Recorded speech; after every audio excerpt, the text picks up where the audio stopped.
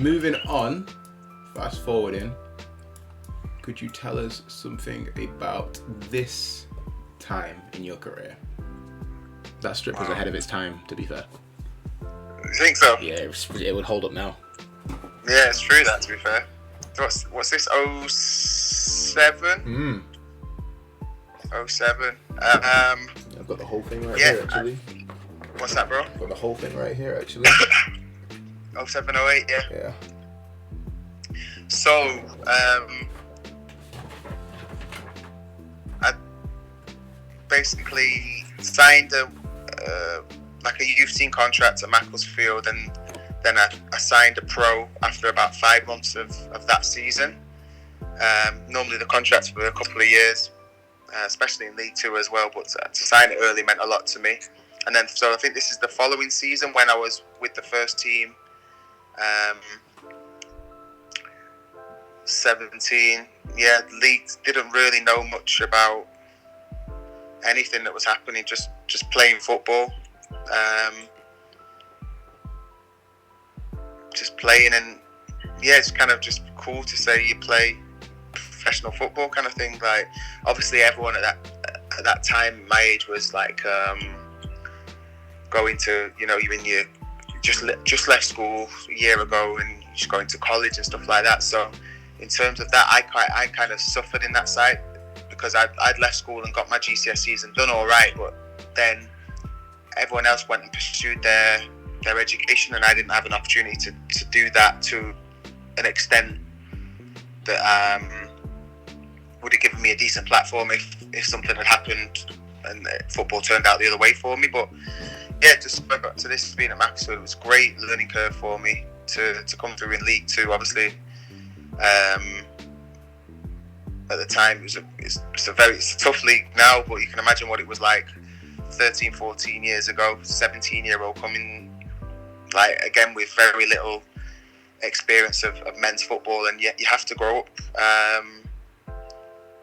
quickly. It's a very physical game, and what I didn't probably realise was the seriousness at the time, because I was only 17 and I was just kind of like, it's cool to be a professional footballer, where I didn't realise that some of these guys were 35, 36, and this was their last year of their playing career, and they're fighting every week to win games that will pay their bills and pay their mortgages, and I didn't quite grasp that at the time, like the seriousness of it.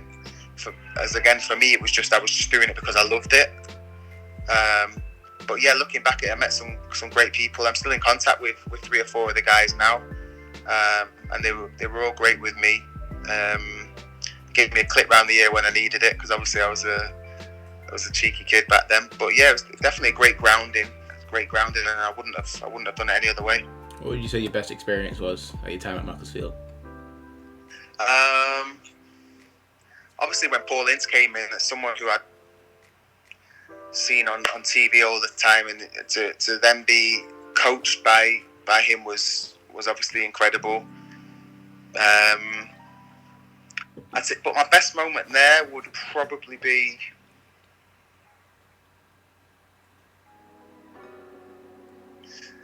two moments. Mm-hmm. One was obviously I scored my first professional goal there.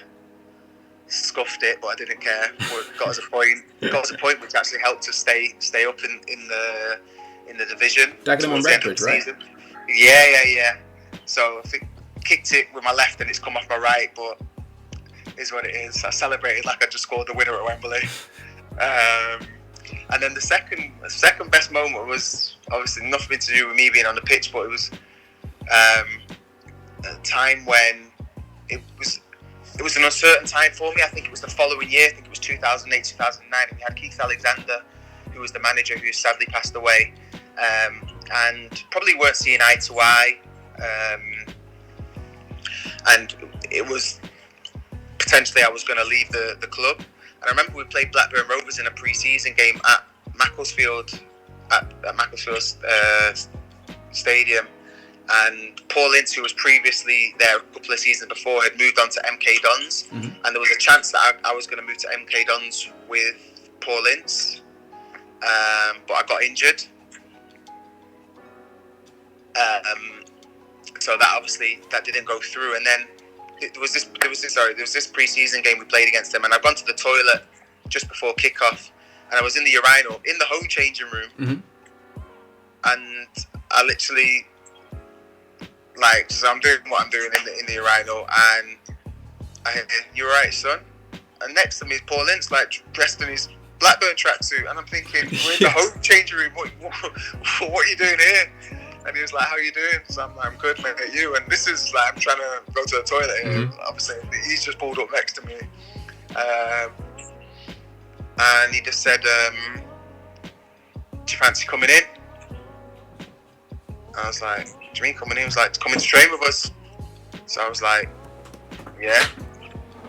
He was like, "Oh, get your agent to give me a call," because I just started with an agent back then. I didn't really know anything about anything, but like, get your agent to give me a call. And yeah, man, those two moments were like really, really stick out for me. Right. I'll get you then. Peace.